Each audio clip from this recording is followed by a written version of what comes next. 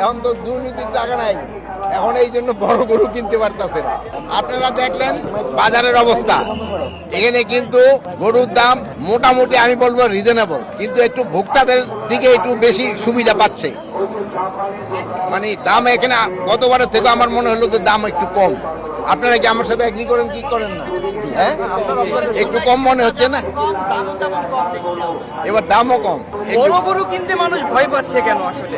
অনেকে বলতেছে যে বড় গরু ভয় আগে হলো দুর্নীতির টাকা ভরা ছিল পকেটে, এখন তো দুর্নীতির টাকা নাই, এখন এই জন্য বড় গরু কিনতে পারতেছে না। যেহেতু তো দুর্নীতিবাজ যাদের কাছে টাকা ছিল, ব্ল্যাক মানি ছিল, তারা তো বড় বড় গরু কিনত। অত বড় গরু কিনা ডিফিকাল্ট। কিন্তু তারপরও আছে আমাদের দেখো সৎ পয়সা আছে, তারা অনেকে বড় গরু কিনবে। সৎ পয়সা এলা বহু লোক আছে, বড় বড় বিজনেসম্যান, তারা বড় গরু কিনবে, সৎ পথে যারা আয় করে।